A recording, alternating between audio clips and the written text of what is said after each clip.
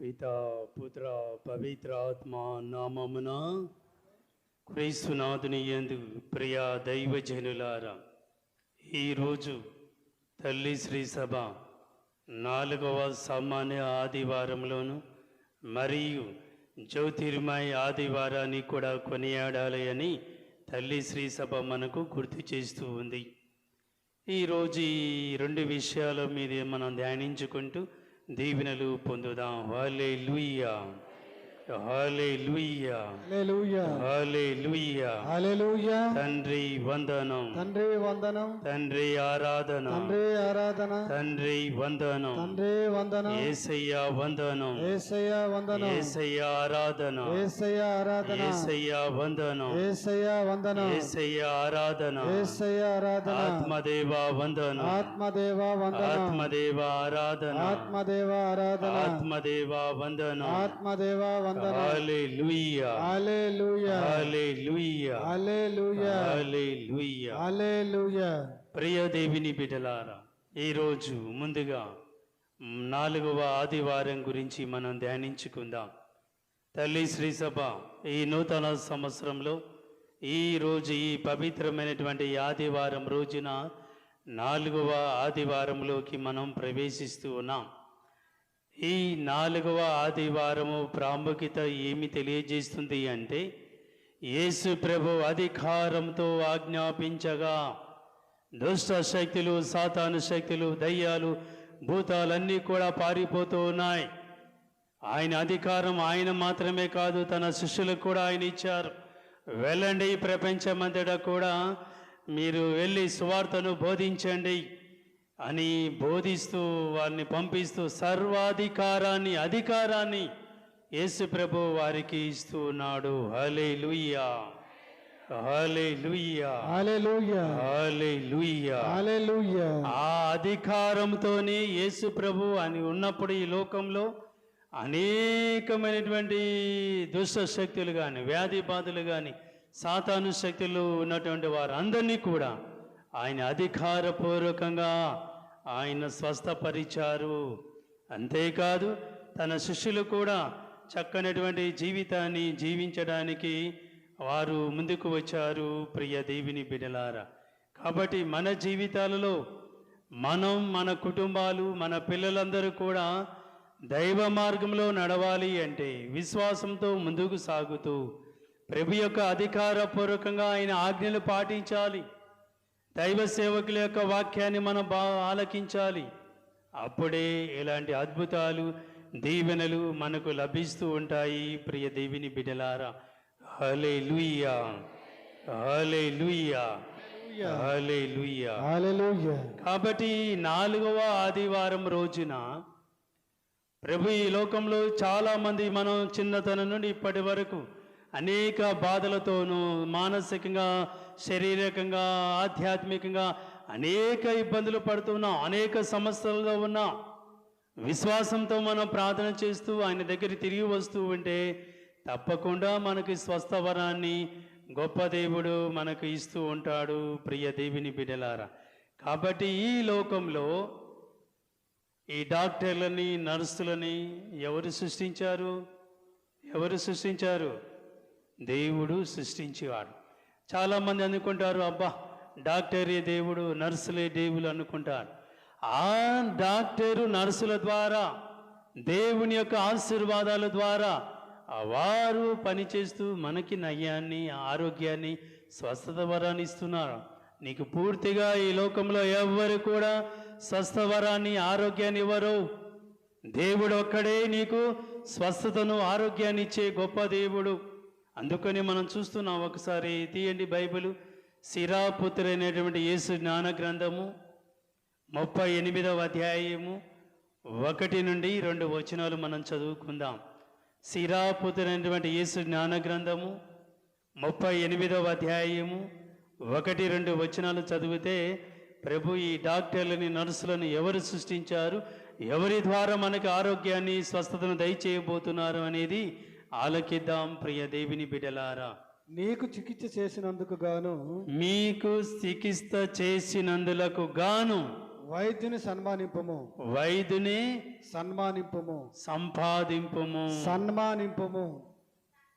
సన్మానింపుము. నీకు అనారోగ్యంలో ఉన్నప్పుడు నువ్వు వైద్యుని దగ్గరికి వెళ్ళినప్పుడు నీకు చికిత్స చేసినప్పుడు సన్మానించుము చాలు.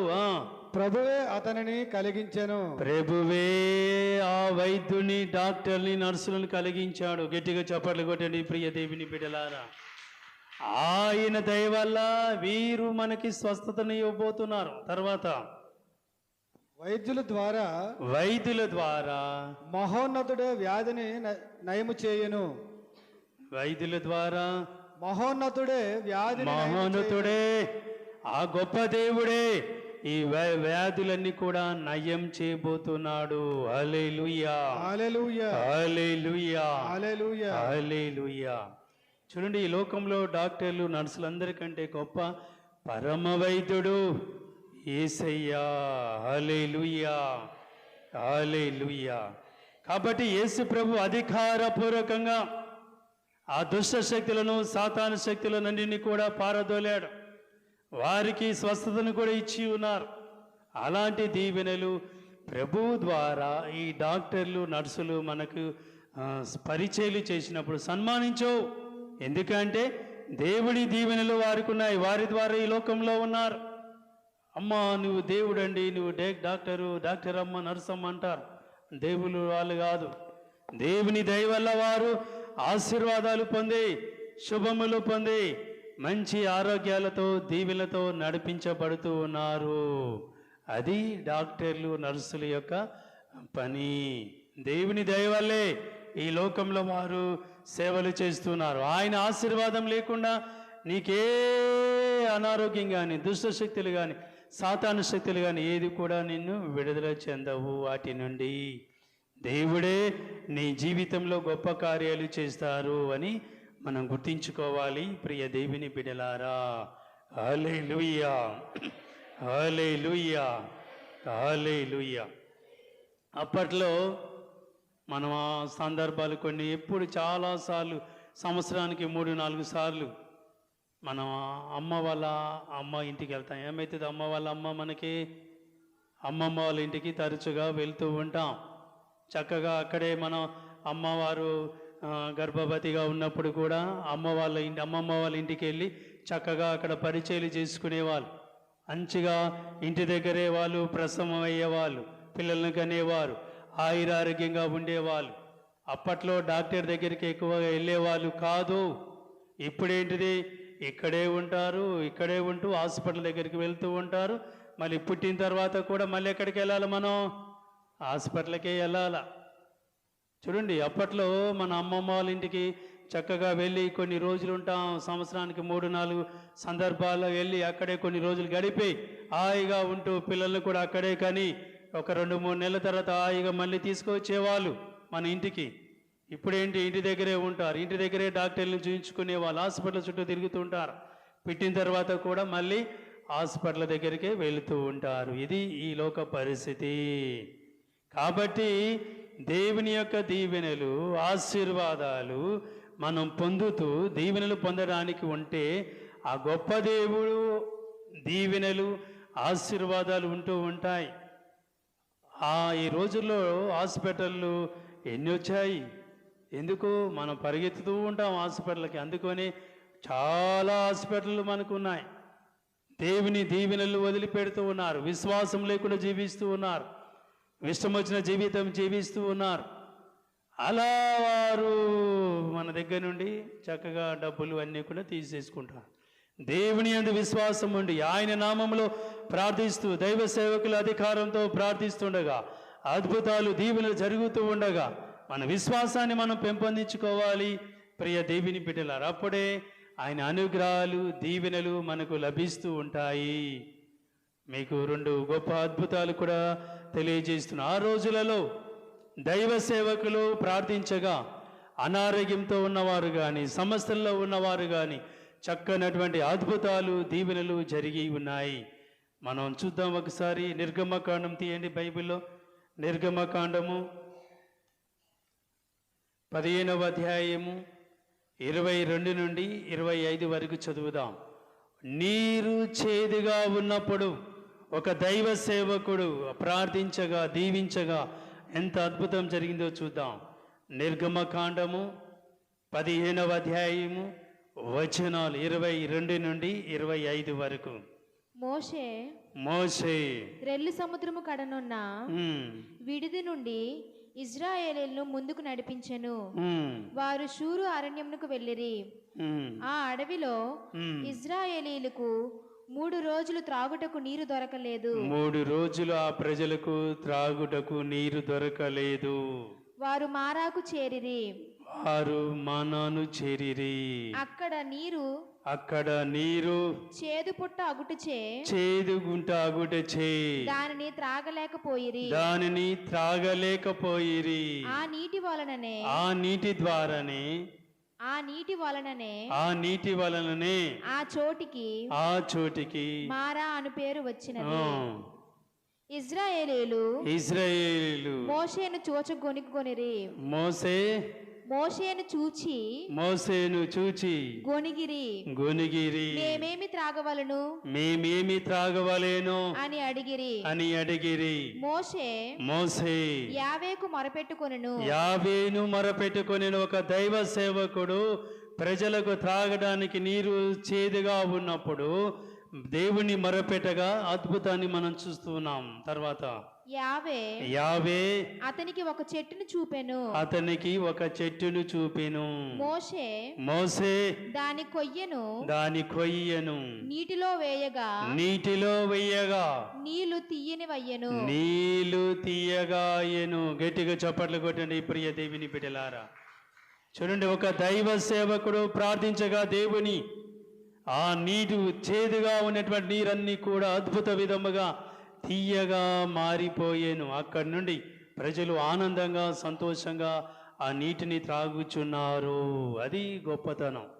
ఇంకొక అద్భుతం ఏమిటి అంటే, ఇజ్రాయేల్ ప్రజలు ఒక నదిలో నీళ్లు త్రాగుతూ ఉండగా ఆ యొక్క స్త్రీల యొక్క గర్భమంతా కూడా పోతూ ఉంది. అప్పుడు దైవ సేవకుడు ప్రార్థించగా ఆ నీరు అన్నీ కూడా మాయమైపోయి చక్కగా మంచి నీరుగా అయి స్త్రీల గర్భమంతా కూడా నిలకడగా ఉంది. అది చూద్దాం. 2వ రాజుల గ్రంథము తీయండి ఒకసారి చూద్దాం. 2వ రాజుల గ్రంథము 2వ అధ్యాయము 19 నుండి 22 వచనాలు మనం చదువుదాం. 2వ రాజుల గ్రంథము 2వ అధ్యాయము వచనాలు 19 నుండి 22 వరకు. తరువాత యెరికో పౌరులు ఎలీషా వద్దకు వచ్చి అయ్యా ఇది సుందరమైన నగరము కానీ ఇచ్చట నీరు మంచిది కాదు. భూమి నిస్సారమగుచున్నది అని పలికిరి. మీరు క్రొత్త మట్టి పాత్రలో కొంచెం ఉప్పుని వేసి నా యొద్దకు కొనిరండు అని ఎలీషా చెప్పగా వారు అట్లే చేసిరి. అతడు పట్టణపు నీటి బొగ్గు వద్దకు వెళ్ళి ఉప్పును నీటిలో పడవేసి ఇది ప్రభు ఆజ్ఞ. నేను ఈ నీటికి నిర్మలము చేసి తిని నేను ఈ నీటిని నిర్మలము చేసి తిని ఇక మీదట ఈ నీరు చావును గాని గర్భపాతమును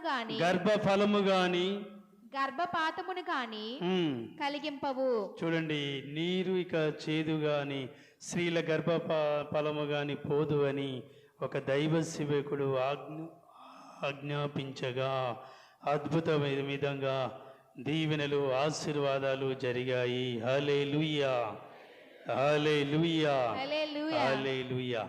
యేసు ప్రభు ఏ విధంగా అధికారపూర్వకంగా ఆజ్ఞనీయంగా అన్ని అద్భుతాలు దీవెనలు జరిగాయి. సాతాన్లు కూడా మాట్లాడాయి, ఓ దైవ కుమారుడా, మమ్మల్ని నాశనం చేయడానికి వస్తున్నావా అని దయ్యాలు కూడా మాట్లాడి ఆయనను బతిమాలాడుకున్నాయి. మరి దైవ సేవకులు కూడా అధికారపూర్వకంగా ప్రార్థించగా దీవించగా అన్ని అద్భుతాలు దీవెనలు జరిగాయి ప్రియ దేవుని బిడ్డలు. కాబట్టి మనం విశ్వాసంలో ముందుకు సాగాలి, ఆయన దీవెనలు ఆశీర్వాదాలు పొందాలి. పూజా బలిలో మనం ఉపోద్ఘాతం తర్వాత నీటిని ఆశీర్వదించాం. ఆ ఉప్పు కూడా పరిశుద్ధ జలాలు, ఉప్పును నీటిని పరిశుద్ధ జలాలుగా మారిపోయాయి.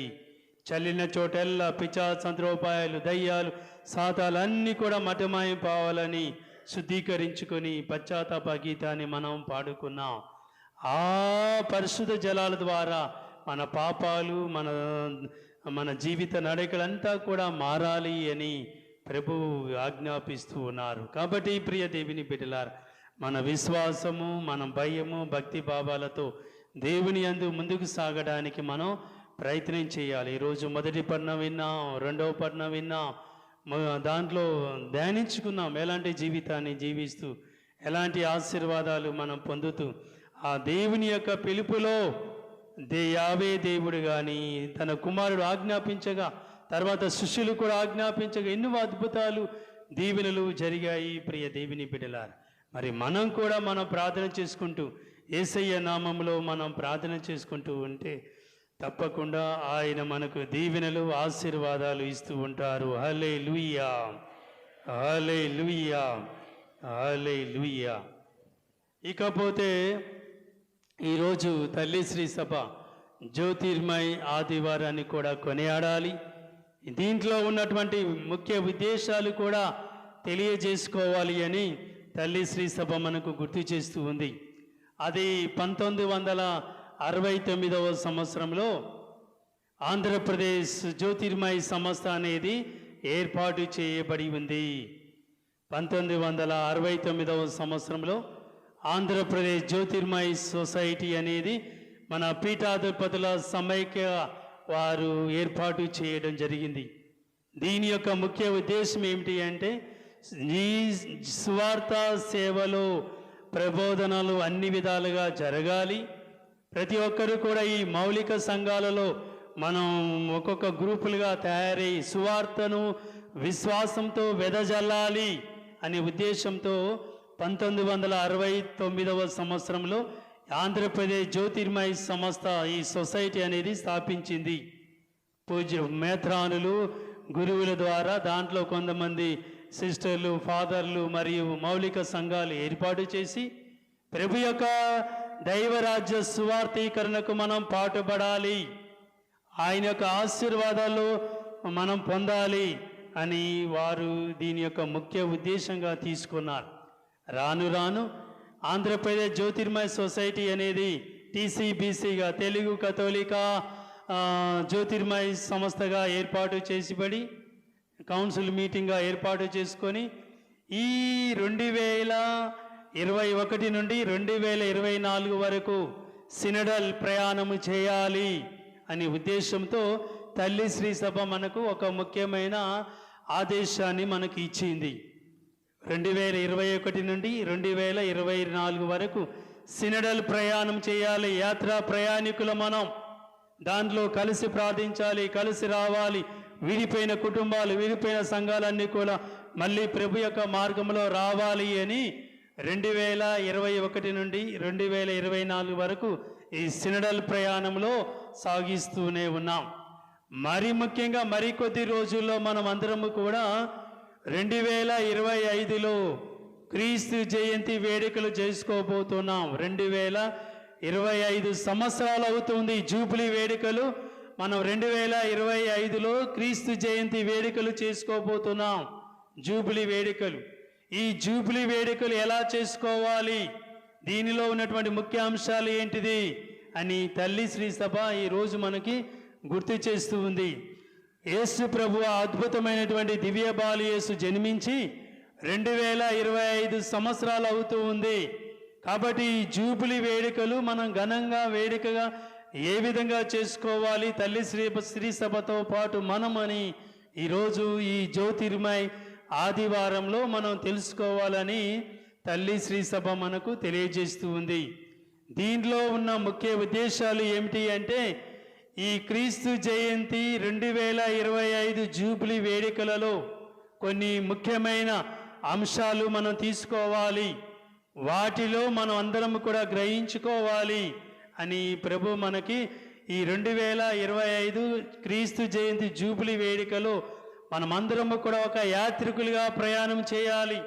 ఒక పిలిగ్రిమేజ్గా మనం ఒక ప్రాంతం నుండి ఒక ప్రాంతం వరకు మనం ప్రయాణం చేయాలి అని ప్రభు మనకు తెలియజేస్తున్నారు. దీంట్లో ముఖ్య ఉద్దేశాలు ఏమిటిదంటే, మొట్టమొదటిది యాత్రికుల మనమందరము కూడా పిలిగ్రిమేజ్, మనమందరము కూడా ఈ లోకంలో ఒక యాత్రికులుగా మనం ప్రయాణం చేయాలి. వాడలు ప్రాంతాలు, పట్టణాలు, గ్రామాలు అన్నీ కూడా ప్రయాణం యాత్రికులుగా చేసి పరలోక ప్రయాణం చేయాలి అని ప్రభు మనకి తెలియజేస్తున్నారు. ఈ జ్యోతిర్మయ ఆదివారం పండగ రోజున ప్రియ దేవుని బిడ్డలారా, రెండవది ఏమిటి అంటే పవిత్ర ద్వారము, హోలీ డోర్. అంటే ఈ పవిత్ర ద్వారం అనేది తెరవబడుతూ ఉంది. ఇంతవరకు దేవుని బిడ్డలుగా ఉండి చీకటి ప్రపంచంలో వెళ్ళిన వారందరూ కూడా వారికి అవకాశం ఇస్తూ ఉంది. హోలీ డోర్, పవిత్ర ద్వారం ద్వారా మళ్ళీ మీరు రావాలి. చెదిరిపోయిన కుటుంబాలన్నీ కూడా ప్రభువుని విశ్వసించాలి మళ్ళీ అని ఈ జూబిలీ వేడుకలలో ఇది రెండవ అంశము. మొట్టమొదటిది ఏమిటి అంటే మనమందరము కూడా యాత్రికులము, పిలిగ్రిమేజ్. రెండవది మనమందరము కూడా పవిత్ర ద్వారము నుండి లోనికి రావాలి, హోలీ డోర్. ప్రతి ఒక్కరూ కూడా ఆ యొక్క హోలీ డోర్ నుండి ప్రభు చెంతకు తిరిగి వచ్చి దేవుని యొక్క దీవెనలు పొందాలి అని ప్రభు మనకు తెలియజేస్తున్నారు ఈ వాక్కుల ద్వారా. మూడవది ఏమిటి అంటే సఖ్యత ఏర్పాటు చేసుకోవాలా ఈ జూబిలీ వేడుక సందర్భంగా. రికన్సిలేషన్ అంటే గొడవలు, పోట్లాటలు, సాతానులతో ఉన్నటువంటి అన్నీ కూడా విడిచిపెట్టి సఖ్యతగా ఒకే కుటుంబం, ఒకే సంఘం, ఒకే కాపరిగా ఉండేటట్లు మనం మారు మనసు పొందాలి, సఖ్యత పొందాలి అని ఈ జూబిలీ వేడుకలలో ప్రభు మనకి తెలియజేస్తున్నారు. ఇకపోతే నాలుగవది ఏమిటి అంటే ప్రియ దేవుని బిడ్డలారా, మన నాలుగవ వచనం ఏమిటి అంటే ప్రార్థన అనేది చాలా ముఖ్యం. ఈ జూబిలీ వేడుక ద్వారా ఈ 2025 క్రీస్తు జయంతి జూబిలీ వేడుకలలో ప్రార్థనను మనం అలవాటు చేసుకోవాలి. ప్రతి కుటుంబం, పిల్లలందరూ కూడా కలిసి ప్రార్థన చేయాలి, కలిసి దేవాలయానికి ప్రార్థనలో పూజలో పాల్గొవాలి అని తల్లి శ్రీ సభ మనకి ఈ జూబిలీ వేడుక సందర్భంగా తెలియజేసిన. మొట్టమొదటిది మనం అందరం కూడా యాత్రికులం, పిలిగ్రిమేజ్. రెండవది మనం అందరం రెండవది ఏంటి అంశం? మనమందరం కూడా పవిత్ర ద్వారం నుండి లోనికి రావాలి, హోలీ డోర్ నుండి దేవుని దగ్గరికి తిరిగి రావాలి అంటున్నాడు. మూడవది సఖ్యత, రికన్సిలేషన్. నాలుగవది ప్రార్థన, ప్రేయర్, ఈ అలవాటు చేసుకోవాలి అంటున్నాడు. ఐదవది లిటర్జీ, అంటే పూజా ప్రార్థనలు గురించి తెలియజేస్తూ ఉంది. లిటర్జీ, సాక్రమెంట్స్ను మనం సరిగా అర్థం చేసుకోవాలి. చాలామందికి తెలియదు ఈ సాక్రమెంట్స్ గురించి, ఈ లిటర్జీ గురించి తెలియదు. పూజలు ఎలా ఉండాలి, ఈ ప్రార్థన ఎలా చేయాలి, ఈ సాక్రమెంట్స్ని ఏ విధంగా రిసీవ్ చేసుకోవాలి అని చాలామందికి తెలియదు. ఈ లిటర్జీ గురించి కూడా, ఈ దివ్య సంస్కారాల గురించి కూడా, పూజా బలి గురించి కూడా మనం తెలుసుకోవాలి ఈ జూబిలీ వేడుక సందర్భంగా అని ప్రభు మనకి తెలియజేస్తున్నారు ఈ 5వ అంశం ద్వారా. ఇక 6వ అంశం ఏమిటి అంటే ప్రభు మనకు తెలియజేసింది ఏమిటి అంటే విశ్వాసంలో ప్రయాణం చేయాలి. Profession of faith. మనం అందరం కూడా విశ్వాసంలో ఈ జూబిలీ సందర్భంగా విశ్వాసంలో అడుగు పెట్టాలి అని ఈ జ్యోతిర్మయ ఆదివారం సందర్భంగా ప్రభు మనకి 6వ అంశంలో తెలియజేస్తున్నారు. ఇక 7వ అంశం ఏమిటి అంటే సమగ్రత క్రియలు ద్వారా ప్రభు చెంతకు తిరిగి రావాలి. మంచి క్రియలు ద్వారా మన జీవితాన్ని మార్చుకోవాలి అని తెలియజేస్తున్నారు. ఈ 7 అంశాలు: సమగ్రత క్రియలు, లిటర్జీ, తర్వాత విశ్వాసంలో అడుగుజాల్లో నడవాలి, ప్రార్థనా జీవితం, సఖ్యత, పవిత్ర ద్వారము ద్వారా, మరియు యాత్రికులంగా మనం దేవుని బిడ్డల యాత్రికులుగా ప్రయాణం చేయాలి అని ఈ జ్యోతిర్మయ ఆదివారం సందర్భంగా ఈ జూబిలీ వేడుకలు క్రీస్తు జయంతి త్వరలో 2025వ సంవత్సరాలు క్రీస్తు జయంతి వేడుకలు జూబిలీ చేసుకోబోయే సందర్భముగా ఈరోజు ఈ యొక్క 7 అంశాలు కూడా ధ్యానించుకుంటూ రానున్న రోజుల్లో మనము యాత్రికులుగా ఏ విధంగా మనం ప్రయాణం చేయాలి, మనం దేవునితో పవిత్ర ద్వారం ద్వారా హోలీ డోరీ ద్వారా ఏ విధంగా మన దేవాలయంలోకి ప్రవేశించాలి, మన జీవితాలు మార్చుకోవాలి అని తెలియజేస్తూ సఖ్యత రికన్సిలేషన్ ఏ విధంగా మన జీవితాలు మార్చుకోవాలి అంటూ మరియు ప్రార్థనా జీవితాన్ని ఏ విధంగా అలవాటు చేసుకోవాలి అని లిటర్జీ అంటే ఈ దివ్య సంస్కారాలు ఏ విధంగా మనం పాల్గొంటూ దీవెనలు పొందాలి అని విశ్వాస ప్రయాణంలో ఏ విధంగా ఉండాలి అని ప్రొఫెషన్ ఆఫ్ ఫెయిత్ ఏ విధంగా నువ్వు విశ్వాసాన్ని పెంపొందించుకుంటున్నావు అనే అంశం మీద సమగ్రత క్రియలు మంచి క్రియలు కలిగి ఏ విధంగా దీవించాలని 7 అంశాలు ఈ జూబిలీ సందర్భంగా మనం ధ్యానించాలి అని తల్లి శ్రీ సభ మనకు గుర్తు చేస్తూ ఉంది.